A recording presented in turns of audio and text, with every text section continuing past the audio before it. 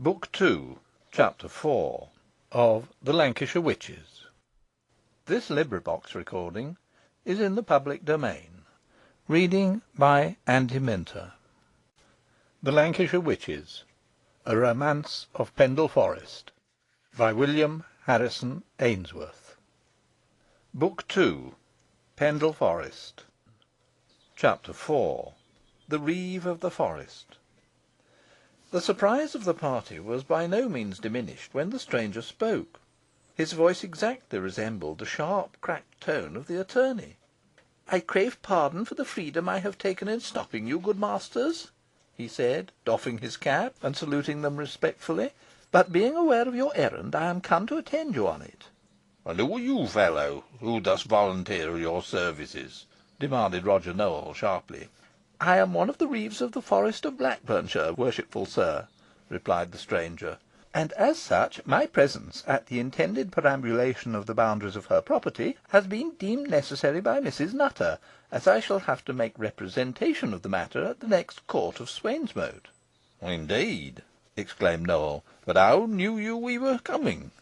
"Mistress Nutter sent me word last night," replied the Reeve, "that Master Nicholas Assheton and certain other gentlemen would come to Rough Lee for the purposes of ascertaining the marks, meres, and boundaries of her property, early this morning, and desired my attendance on the occasion.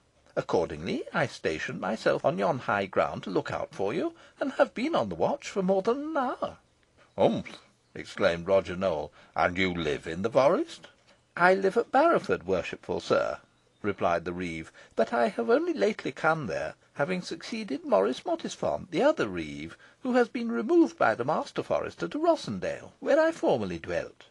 "That may account for my not having seen you before," rejoined Nowell. "You are well mounted, sirrah. I did not know that Master Forester allowed his men such horses as the one you ride." "This horse does not belong to me, sir," replied the Reeve. "It has been lent me by Mistress Nutter." "Ah, I see how it is now," cried Nowell. "You are suborned to give false testimony, knave. I object to his attendance, Master Nicholas." "Nay, I think you do the man injustice," said the squire. "He speaks frankly and fairly enough, and seems to know his business. The worst that can be said against him is that he resembles somewhat too closely our little legal friend there. That, however, ought to be no objection to you, Master Nowell, but rather the contrary." "Well, take the responsibility of the matter upon your own shoulders," said Nowell. "If any ill comes of it, I shall blame you." "Be it so," replied the squire. "My shoulders are broad enough to bear the burthen. You may ride with us, Master Reeve." "May I inquire your name, friend?" said Potts, as the stranger fell back to the rear of the party. "Thomas Potts, at your service, sir," replied the Reeve. "What, Thomas Potts!" exclaimed the astonished attorney. "That is my name, sir," replied the Reeve, quietly. "Why, zounds!" exclaimed Nicholas, who overheard the reply. "You do not mean to say your name is Thomas Potts? This is more wonderful still. You must be this gentleman's twin brother." "The gentleman certainly seems to resemble me very strongly," replied the Reeve, apparently surprised in his turn. "Is he of these parts?" "No, I am not," returned Potts, angrily. "I am from London, where I reside in Chancery Lane, and practise the law, though I likewise attend as clerk of the court at the assizes at Lancaster, where I may possibly, one of these days, have the pleasure of seeing you, my pretended namesake." "Possibly, sir," said the Reeve, with provoking calmness. "I myself am from Chester, and, like yourself, was brought up to the law; but I abandoned my profession, or rather it abandoned me, for I had few clients. So I took to an honester calling, and became a forester, as you see. My father was a draper in the city I have mentioned, and dwelt in Watergate Street. His name was Peter Potts." "Peter Potts your father!" exclaimed the attorney, in the last state of astonishment. "Why, he was mine. But I am his only son." "Up to this moment I conceived myself an only son," said the Reeve; "but it seems I was mistaken, since I find I have an elder brother." "Elder brother!" exclaimed Potts, wrathfully. "You are older than I by 20 years. But it is all a fabrication. I deny the relationship entirely." "You cannot make me other than the son of my father," said the Reeve, with a smile. "Well, Master Potts," interposed Nicholas, laughing, I see no reason why you should be ashamed of your brother. There is a strong family likeness between you. So Peter Potts, the draper of Chester, was your father, eh? I was not aware of the circumstances before." "And but for this intrusive fellow, you would never have become aware of it," muttered the attorney. "Give ear to me, squire," he said, urging Flint close up to the other's side, and speaking in a low tone. "I do not like that fellow's looks at all." "I am surprised at that," rejoined the squire, "for he exactly resembles you." "That is why I do not like him," said Potts. "I believe him to be a wizard." "You are no wizard to think so," rejoined the squire, and he rode on to join Roger Nowell, who was a little in advance. "I will try him on the subject of witchcraft," thought Potts. "As you dwell in the forest," he said to the reeve, "you have no doubt seen those two terrible beings, Mothers Demdike and Chattox." "Frequently," replied the reeve; "but I would rather not talk about them in their own territories. You may judge of their power by the appearance of the village you have just quitted. The inhabitants of that unlucky place refused them their customary tributes, and have therefore incurred their resentment. You will meet other instances of the like kind before you have gone far." "I am glad of it, for I want to collect as many cases as I can of witchcraft," observed Potts. "They will be of little use to you," observed the reeve. "How so?" inquired Potts. "Because, if the witches discover what you are about, as they will not fail to do, you will never leave the forest alive," returned the other. "You think not?" cried Potts. "I am sure of it," replied the reeve. "I will not be deterred from the performance of my duty," said Potts. "I defy the devil and all his works." "You may have reason to repent your temerity," replied the reeve. And anxious, apparently, to avoid further conversation on the subject, he drew in the rein for a moment, and allowed the attorney to pass on. Notwithstanding his boasting, Master Potts was not without much secret misgiving, but his constitutional obstinacy made him determined to prosecute his plans at any risk, and he comforted himself by recalling the opinion of his sovereign authority on such matters. "Let me ponder over the exact words of our British Solomon," he thought. "I have his learned treatise by heart, and it is fortunate my memory serves me so well, for the sagacious prince's dictum will fortify me in my resolution, which has been somewhat shaken by this fellow, whom I believe to be no better than he should be, for all he calls himself my father's son, and hath assumed my likeness, doubtless for some mischievous purpose. If the magistrate, saith the king, be slothful towards witches, God is very able to make them instruments to waken and punish his sloth. No one can accuse me of slothfulness and want of zeal. My best exertions have been used against the accursed creatures. And now for the rest. But if, on the contrary, he be diligent in examining and punishing them, God will not permit their master to trouble or hinder so good a work. Exactly what I have done. I am quite easy now, and shall go on fearlessly as before. I am one of the lawful lieutenants described by the king, and cannot be defrauded or deprived of my office." As these thoughts passed through the attorney's mind, a low derisive laugh sounded in his ears, and connecting it with the reeve, he looked back, and found the object of his suspicions gazing at him, and chuckling maliciously. So fiendishly malignant, indeed, was the gaze fixed upon him, that Potts was glad to turn his head away to avoid it. "I am confirmed in my suspicions," he thought. "He is evidently a wizard, if he be not." Again the mocking laugh sounded in his ears, but he did not venture to look round this time, being fearful of once more encountering the terrible gaze. Meanwhile the party had traversed the valley, and, to avoid a dangerous morass stretching across its lower extremity, and shorten the distance, for the ordinary road would have led them too much to the right, they began to climb one of the ridges of Pendle Hill, which lay between them and the vale they wished to gain. On obtaining the top of this eminence, an extensive view on either side opened upon them. Behind was the sterile valley they had just crossed, its black soil, hoary grass, and heathy wastes, only enlivened at one end by patches of bright sulphur-coloured moss, which masked a treacherous quagmire lurking beneath it. Some of the cottages in Sabden were visible, and from the sad circumstances connected with them, and which oppressed the thoughts of the beholders, added to the dreary character of the prospect. The day, too, had lost its previous splendour, and there were clouds overhead, which cast deep shadows on the ground. But on the crest of Pendle Hill, which rose above them, a sunburst fell, and attracted attention from its brilliant contrast to the prevailing gloom. Before them lay a deep gully, the sinuosities of which could be traced from the elevated position where they stood, though its termination was hidden by other projecting ridges. Farther on, the sides of the mountain were bare and rugged, and covered with shelving stone, beyond the defile before mentioned, and over the last mountain ridge lay a wide valley, bounded on the further side by the hills overlooking Colne, and the mountain defile, now laid open to the travellers, exhibiting in the midst of the dark heathy ranges, which were its distinguishing features, some marks of cultivation. In parts it was enclosed and divided into paddocks by stone walls, and here and there a few cottages were collected together, dignified, as in the case of Sabden, by the name of a village.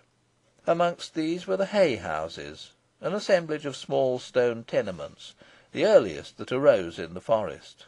Goldshaw Booth, now a populous place, and even then the largest hamlet in the district, and in the distance Ogden and Barley, the two latter scarcely comprising a dozen habitations, and those little better than huts. In some sheltered nook on the hillside might be discerned the solitary cottage of a cowherd, and not far from it the certain accompaniment of a sheepfold.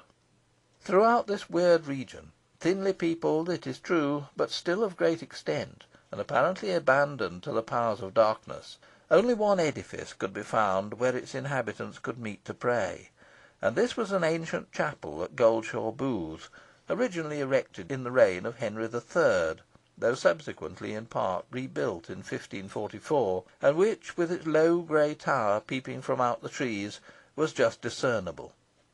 Two halls were in view, one of which, Sabden, was of considerable antiquity, and gave its name to the village. The other was Hoarstones, a much more recently erected mansion, strikingly situated on an acclivity of Pendle Hill. In general, the upper parts of this mountain monarch of the waste were bare and heathy, while the heights overhanging Ogden and Barley were rocky, shelving, and precipitous. But the lower ridges were well covered with wood, and the thicket, once forming part of the ancient forest, ran far out into the plain near Goldshaw Booth. Numerous springs burst from the mountain side, and these, collecting their forces, formed a considerable stream, which, under the name of Pendle Water, flowed through the valley above described, and after many picturesque windings entered the rugged glen in which Rough Lee was situated, and swept past the foot of Mistress Nutter's residence. Descending the hill, and passing through the thicket, the party came within a short distance of Goldshaw Booth, when they were met by a cowherd, who, with looks of great alarm, told them that John Law, the pedlar, had fallen down in a fit in the clough, and would perish if they did not stay to help him. As the poor man in question was well known to Nicholas and Roger Nowell, they immediately agreed to go to his assistance, and accompanied the cowherd along a by road which led through the clough to the village. They had not gone far when they heard loud groans, and presently afterwards found the unfortunate pedlar lying on his back and writhing in agony. He was a large, powerfully built man of middle age, and had been in the full enjoyment of health and vigour, so that his sudden prostration was the more terrible.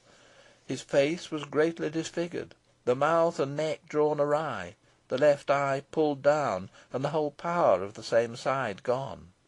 "Why, John, this is a bad business," cried Nicholas. "You have had a paralytic stroke, I fear." "No, no, squire," replied the sufferer, speaking with difficulty. "It's no natural ailment. It's witchcraft." "Witchcraft!" exclaimed Potts, who had come up, and producing his memorandum book. "Another case. Your name and description, friend?" "John Law of Colne, pedlar," replied the man. "John Law of Colne, I suppose. Petty chapman," said Potts, making an entry. "Now, John, my good man, be pleased to tell us by whom you have been bewitched." "By Mother Demdike," groaned the man. "Mother Demdike, eh?" exclaimed Potts. "Good, very good. Now, John, as to the cause of your quarrel with the old hag." "I con scarcely recollect it, my head be so confused, mester," replied the pedlar. "Make an effort, John," persisted Potts. "It is most desirable such a dreadful offender should not escape justice." Well, I'll try and tell you then," replied the pedlar. "You mun know I were crossing t' hill from Cown to Rough Lee, wi' my pack on my shoulders, when who should I meet but Mother Demdike, and who asked me to gi' her some scissors and pins, but as ill luck would ha' it, I refused. 'You had better do it, John,' her said, 'or yo'll rue it afore to morrow neet.' But I laughed at her, and trudged on.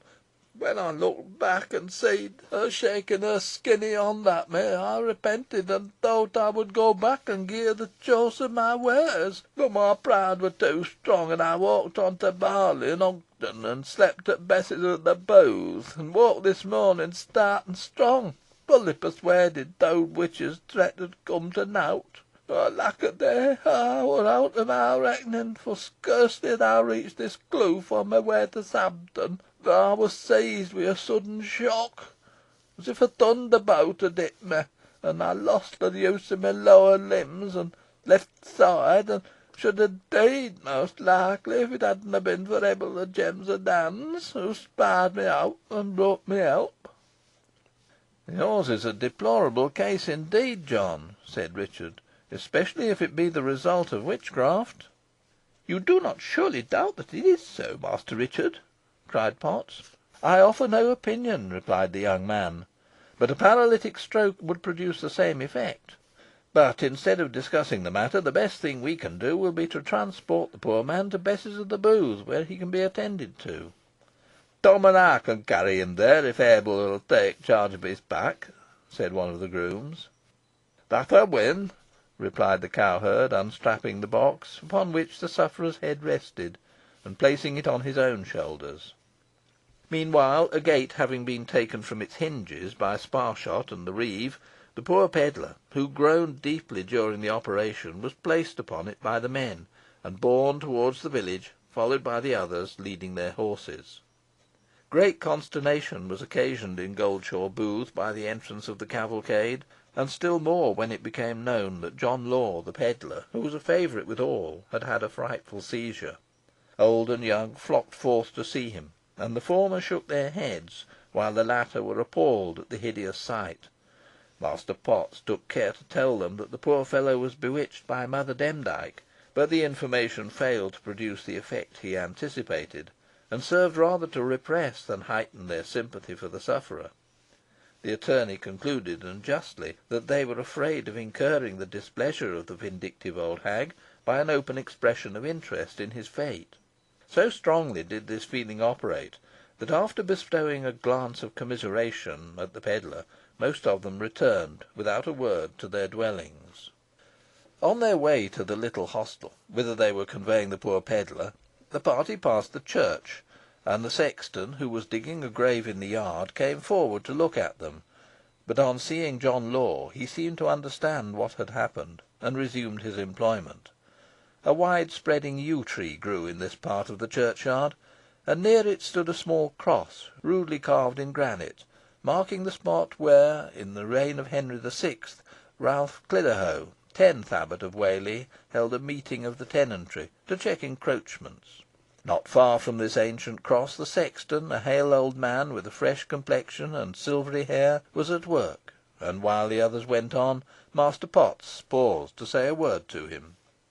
"You have a funeral here to day, I suppose, Master Sexton?" he said. "Yeigh," replied the man, gruffly. "One of the villagers?" inquired the attorney. "No, hoo were no o' Goldshey," replied the sexton. "Where then? Who was it?" persevered Potts. The sexton seemed disinclined to answer, but at length said, "Mary Baldwin, miller's dowter o' Rough Lee, and as pretty a lass as ever yo see, master. Her were the apple of her feyther's eye, and he hasn't had a dry eye sin her deed. Well a day! We mun aw go, old and young, and protty Mary Baldwin were young enough. Poor lass! Poor lass!" and he brushed the dew from his eyes with his brawny hand. "Was her death sudden?" asked Potts. "No, not so sudden, mester," replied the sexton. "Ruchot Baldwyn had fair warning. 6 month ago Mary were ta'en ill, and fro' th' first he knowed how it would end." "How so, friend?" asked Potts, whose curiosity began to be aroused. "Because," replied the sexton, and he stopped suddenly short. "She was bewitched," suggested Potts. The sexton nodded his head, and began to ply his mattock vigorously. "By Mother Demdike?" inquired Potts, taking out his memorandum book. The sexton again nodded his head, but spake no word, and, meeting some obstruction in the ground, took up his pick to remove it. "Another case," muttered Potts, making an entry. "Mary Baldwyn, daughter of Richard Baldwyn of Rough Lee, aged— How old was she, sexton?" 14, replied the man. "But dunna ax me any more questions, mester. The burying takes place i' the hour, and I hanna half digged t' grave." "Your own name, Master Sexton, and I have done," said Potts. "Zachariah Worms," answered the man. "Worms! An excellent name for a sexton," cried Potts. "You provide food for your family, eh, Zachariah?" "Tut!" replied the sexton, testily. "Go mind your own business, mon, and leave me to mind mine." "Very well, Zachariah," replied Potts; and, having obtained all he required, he proceeded to the little hostel, where, finding the rest of the party had dismounted, he consigned Flint to a cowherd, and entered the house. CHAPTER 5.